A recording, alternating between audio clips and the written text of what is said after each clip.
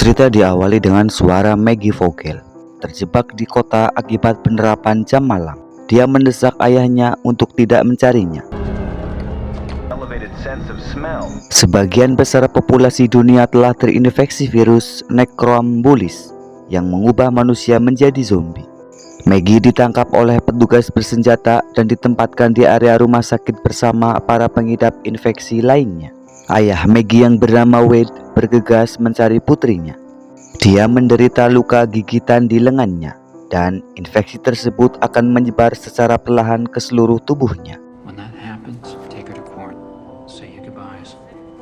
Wade diizinkan untuk membawa Maggie pulang agar dia bisa menyelesaikan urusannya sebelum virus berkembang ke tahap di mana dia harus dikarantina.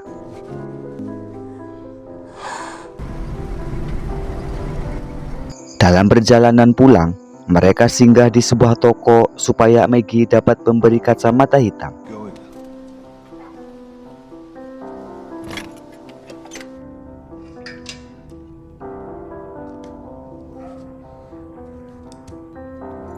Di mana Wade kemudian berhadapan dengan zombie dan mematahkan lehernya.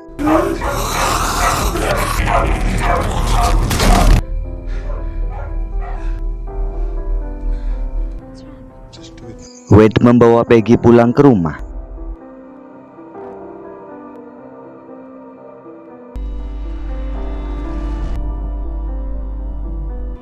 Di mana istrinya alias ibu tiri Caroline dan saudara-saudaranya yang bernama Bobby dan Molly sedang menunggu. Anak-anak tersebut dikirim untuk tinggal bersama bibi mereka hingga situasi Maggie membaik. Maggie berbicara dengan Bobby yang mulai memahami apa yang akan terjadi padanya.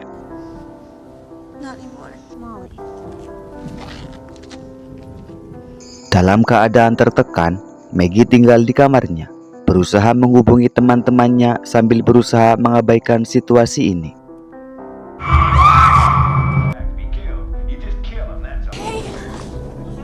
Suatu sore, jarinya terluka dan mulai mengeluarkan cairan hitam. Dalam ketakutan akan kemungkinan terburuk, Maggie memotong jarinya dan membuangnya. Dia melarikan diri dari tempat itu dan dia bertemu seorang pria bernama Nathan dan putrinya yang bernama Julia.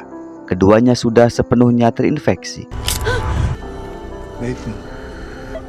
Wade yang merasa terpaksa menghabisi Nathan dengan kapak, sementara Maggie berlari menuju Caroline sebelum melihat tindakan Wade terhadap Julia. Meskipun tidak ada yang menyalahkannya, Wade merasa sangat menyesal atas tindakan yang harus dilakukannya, terutama saat memikirkan apa yang akan terjadi pada Maggie.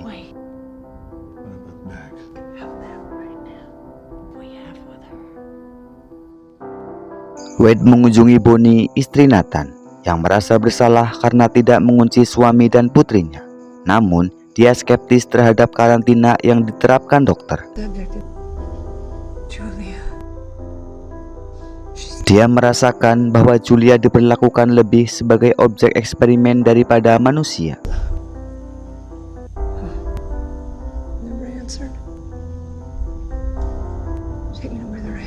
Wade menemui dokter yang memberinya 3 opsi tentang apa yang perlu dilakukan dengan Maggie. Opsi pertama adalah segera membawanya ke karantina yang dia tolak. Opsi kedua adalah memberinya koktail yang biasanya diberikan saat karantina, sehingga Maggie bisa menghadapi itu dengan ayahnya di sampingnya daripada dikelilingi orang-orang asing. Namun, dokter memperingatkan bahwa proses tersebut akan sangat menyakitkan bagi Maggie. Opsi ketiga adalah mempercepat prosesnya.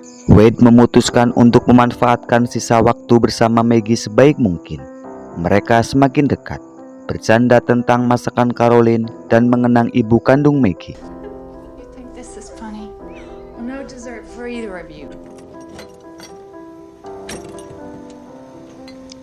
Why do you even still have this?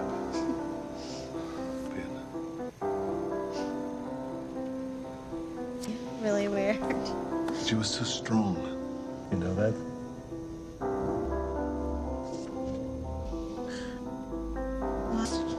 Well, that's for sure.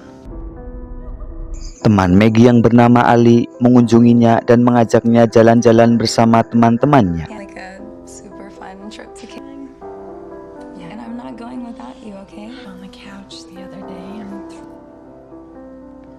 Mereka berkumpul di sekitar api unggun.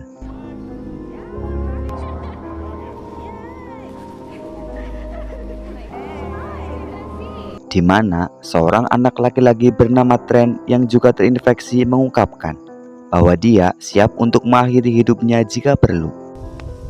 Holy shit, Dad. Point is, what should my dad do? They'll hold your hand until the end. You're in a big room with everyone else. And they don't care.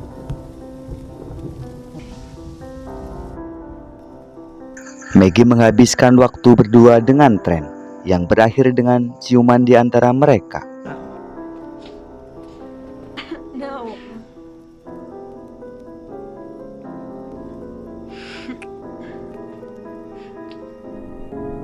Setelah malam berakhir, Ali mengantar Maggie pulang sementara Ali menangis sendirian di dalam mobil. Okay, well, I'm. I love you too. Okay.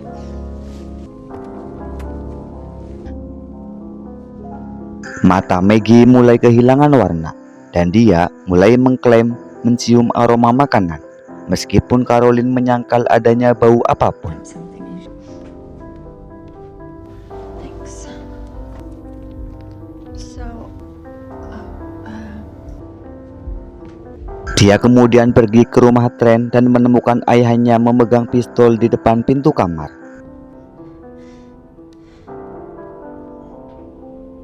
Trent menyadari saatnya untuk dikarantina, tetapi dia tidak mau untuk keluar.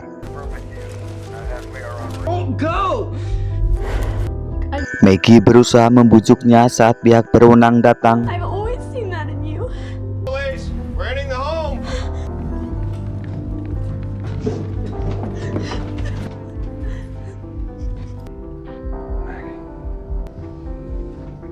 Dan secara paksa membawa Trent pergi dari ayahnya. Please, Dad.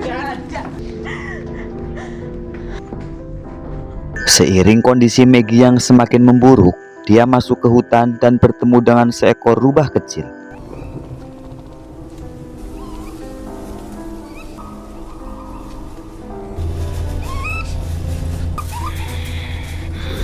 Dia kemudian berlari pulang dengan wajah berlumuran darah.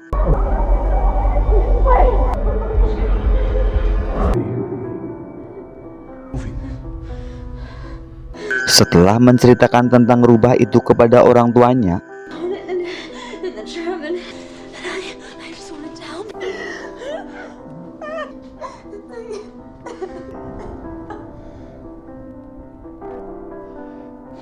Wade pergi ke hutan dan menemukan rubah yang terluka. Lalu dia menembaknya untuk mengakhiri penderitaannya. Caroline mendesak Wade untuk memanggil pihak berwenang agar mereka membawa Maggie pergi. I still think it's about that. She's not her.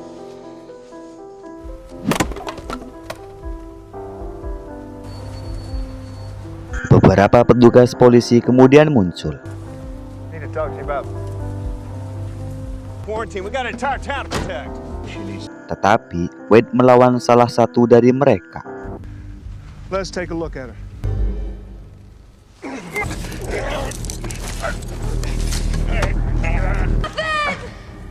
Maggie datang dan meyakinkan mereka bahwa dia baik-baik saja, sehingga mereka tidak membawanya pergi. Ray, shut up and listen. Sorry about what happened.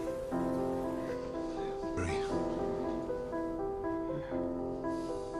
Know you. Wade membawa Maggie ke taman milik ibunya, di mana dia menanam bunga aster putih sebagai hal terakhir yang ingin ditunjukkannya untuk memberikan ketenangan kepada Maggie. Wade menegaskan bahwa Maggie tidak akan pergi kemana-mana, meskipun dia hampir sepenuhnya berubah menjadi zombie. Can't do it anymore. Please, Dad.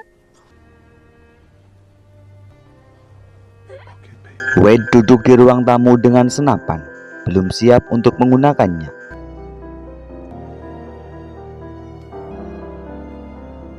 Sementara itu, Maggie turun dari tangga. Kulitnya terlihat abu-abu dan matanya menghitam. Dia melihat ayahnya tertidur dengan pistol di tangannya. Maggie mendekatinya dan menciumnya di kening. untuk terakhir kalinya.